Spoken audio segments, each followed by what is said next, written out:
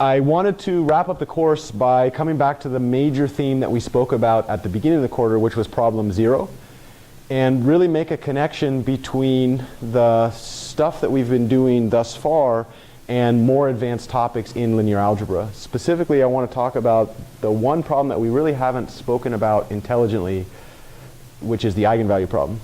We've kind of tiptoed around some of the stuff that we need to understand it. To do that, I want to go back to the model that we spoke about at the very beginning of the class and really introduce or reintroduce the paradigm that I'm hoping you all got exposed to in this class. This is a learning outcome that I find very important in the classes that I teach. It's an outcome that I've worked really hard in my 6-year professional career at Foothill to bring into my classes and to allow or to encourage or to support my students to be aware of and to be searching for. The whole idea of the applied math modeling problem was that we started with this concept of a real world problem. Do you remember how we defined that real world problem?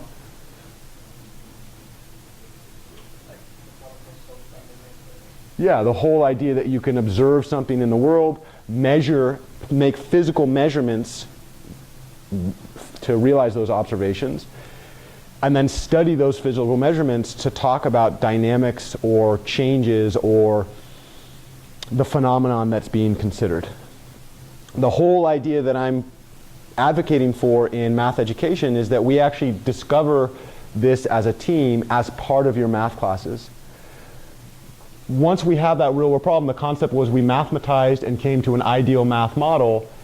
And then math classes traditionally, every single one of my math classes focused solely on the mathematical analysis, assuming you've already turned the real world problem into a ideal mathematical model, and then you have the mathematical description of that mathematical model, and you want to actually analyze it. The math class starts at that point.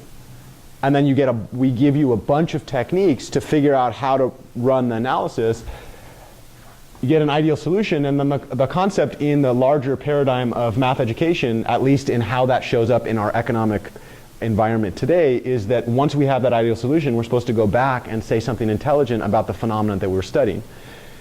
This concept is evidence. You ever heard that math is everywhere, or math is really important, or math makes the world go round? I agree with those what you might call prescriptions after we understand this stuff. But the claim is that before I was exposed to this, I didn't see math everywhere. It's not like I just walked around and saw the stuff that I was studying in class. And in fact, I think that whole paradigm that math is everywhere is a very privileged paradigm for people that already have been exposed to this. Before I came to Foothill, I had a huge contention with linear algebra education, and the way that I started introducing that contention in my own mind at least was that eigenvalues are some of the most powerful things that we in introductory linear algebra can expose our students to. They show up in many, many, many, many different contexts. However, the intellectual necessity of eigenvalue techniques comes from a class of phenomenon in the world around us that is not easy to understand. Another way to say this is before you get into this class, there is what you might call prerequisite assumption that you've been exposed to, or we as individuals have been exposed to, a whole class of phenomenon that require eigenvalue analysis.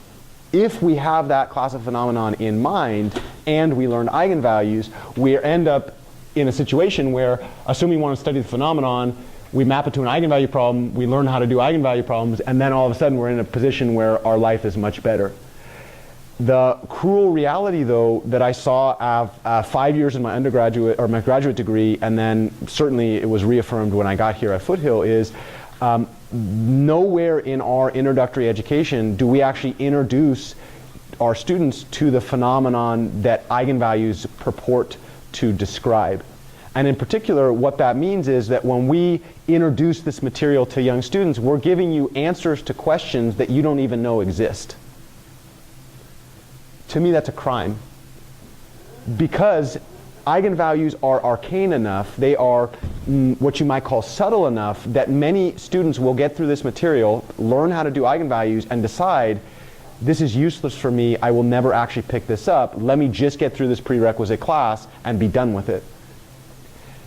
What you might call casualty of that is that a large subset of our students get through this material without ever being exposed to the reason why we're doing this, and then as they go on in their education, they fail to see the connection between I failed to see the connection between the intellectual framework that I had set in my undergraduate degree and a bunch of problems that I actually saw on a daily basis. Today when I was driving, I experienced a whole class of eigenvalue problems every time I went over something that hit my springs, right?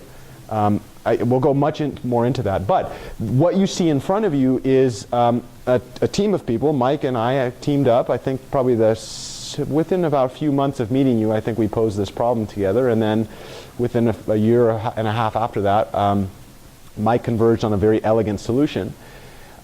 This apparatus actually allows us to do something called observe an eigenvalue problem. You are looking right there. This is a live eigenvalue problem. Mike has designed this thing in a very, very special way to meet a small set of requirements, a very specific set of requirements that I posed to him. I think we went back many, many times. We had about, I think of at least 3 different designs that him and I were coming around. And at one point, I remember, I think you converged on this, and this is it. I want to talk about today the mathematics behind this, but before I do, I would like the genius behind the effort. There's labor and there's management, right? I'm definitely labor in this, and this is definitely management. This is the man that makes it happen. I'd like him to introduce what you're looking at, the problem that we're studying, and some of the ways we measure this. This is actually not easy for the human eye to observe because it's moving, right? So one thing you could imagine is putting a ruler down and trying to measure it, but how do you do that for seconds or split seconds? Mike has a very elegant solution to that, and so I'd like him actually to introduce what you're seeing as well as the problem, and then after that I'll come back and talk a little bit about the math that describes this.